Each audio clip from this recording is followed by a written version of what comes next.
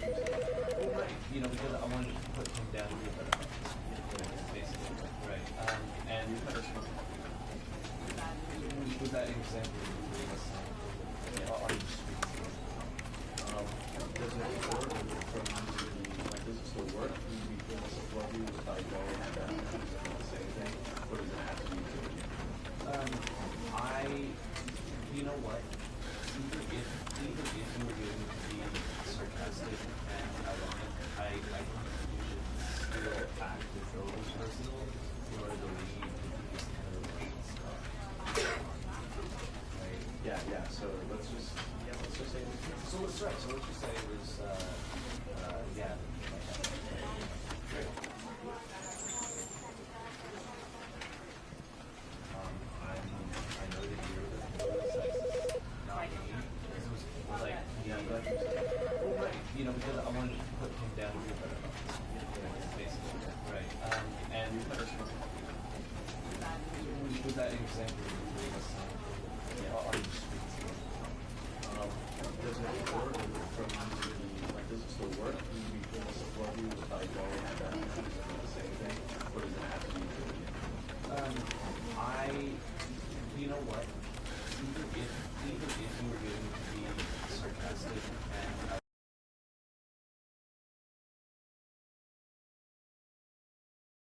This is the story of a man named Stanley. Stanley worked for a company in a big building where he was employee number 427. Employee number 427's job was simple.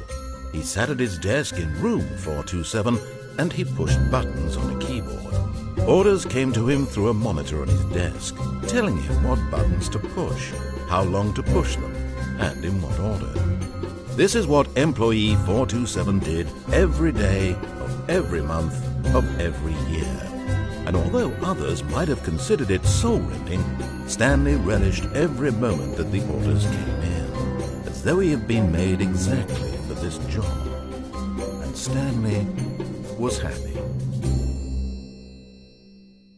And then one day, something very peculiar happened. Something that would forever change Stanley. Something he would never quite forget. He had been at his desk for nearly an hour when he realized that not one single order had arrived on the monitor for him to follow. No one had showed up to give him instructions, call a meeting, or even say hi. Never in all his years at the company had this happened, this complete isolation. Something was very clearly wrong. Shocked, frozen solid, Stanley found himself unable to move for the longest time. But as he came to his wits and regained his senses, he got up from his desk and stepped out of his office.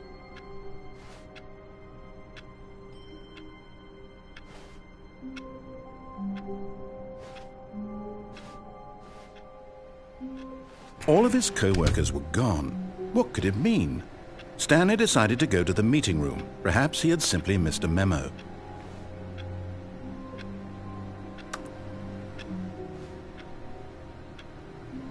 No matter how hard Stanley looked, he couldn't find a trace of his co-workers.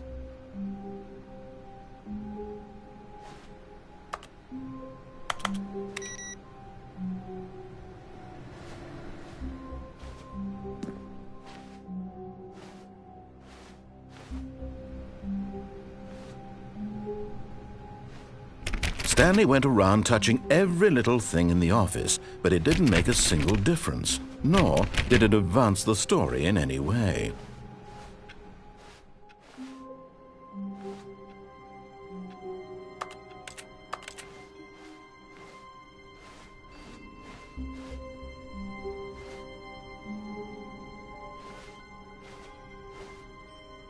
When Stanley came to a set of 2 open doors, he entered the door on his left.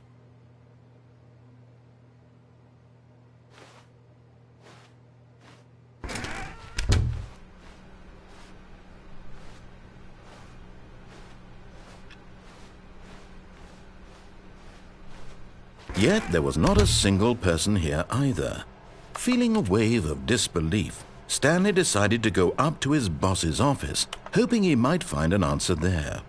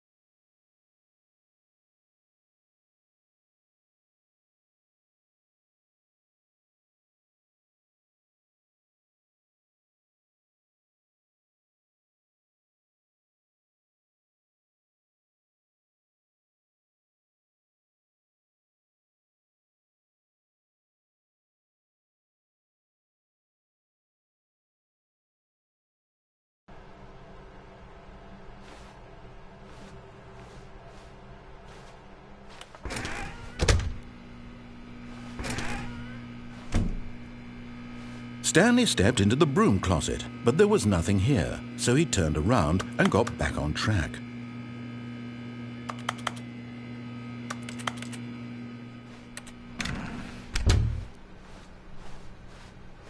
Coming to a staircase, Stanley walked upstairs to his boss's office.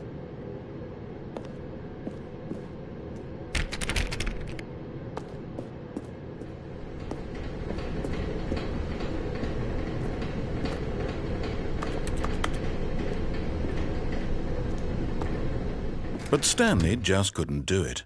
He considered the possibility of facing his boss. Admitting he had left his post during work hours, he might be fired for that. And in such a competitive economy, why had he taken that risk? All because he believed everyone had vanished? His boss would think he was crazy. And then something occurred to Stanley. Maybe, he thought to himself, maybe I am crazy. All of my co-workers blinking mysteriously out of existence in a single moment for no reason at all? None of it made any logical sense. And as Stanley pondered this, he began to make other strange observations. For example, why couldn't he see his feet when he looked down? Why did doors close automatically behind him wherever he went? And for that matter, these rooms were starting to look pretty familiar. Were they simply repeating? No, Stanley said to himself, this is all too strange. This can't be real. And at last, he came to the conclusion that had been on the tip of his tongue. He just hadn't found the words for it. "I'm dreaming!" he yelled. "This is all a dream." Oh, what a relief Stanley felt to have finally found an answer, an explanation. His co-workers weren't actually gone. He wasn't going to lose his job. He wasn't crazy after all. And he thought to himself, I suppose I'll wake up soon. I'll have to go back to my boring real-life job pushing buttons. I may as well enjoy this while I'm still lucid. So he imagined himself flying and began to gently float above the ground. Then he imagined himself soaring through space on a magical starfield, and it too appeared. It was so much fun, and Stanley marveled that he had still not woken up. How was he remaining so lucid? And then perhaps the strangest question of them all entered Stanley's head. One he was amazed he hadn't asked himself sooner. Why is there a voice in my head dictating everything that I'm doing and thinking? Now the voice was describing itself being considered by Stanley, who found it particularly strange. I'm dreaming about a voice describing me, thinking about how it's describing my thoughts, he thought. And while he thought it all very odd and wondered if this voice spoke to all people in their dreams, the truth was that, of course, this was not a dream. How could it be? Was Stanley simply deceiving himself, believing that if he's asleep he doesn't have to take responsibility for himself? Stanley is as awake right now as he's ever been in his life.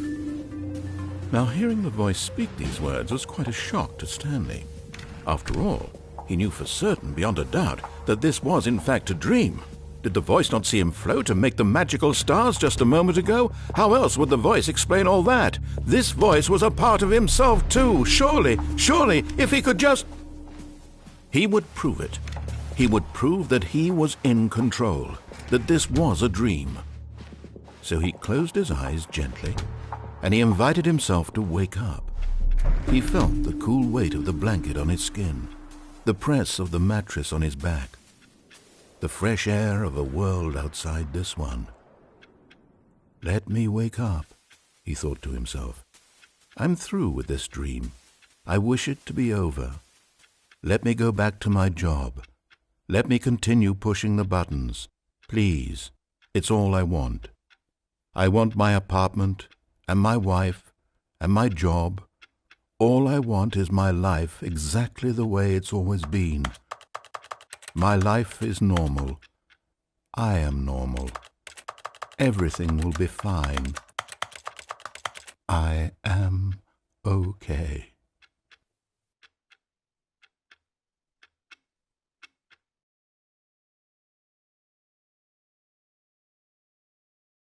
Please, someone wake me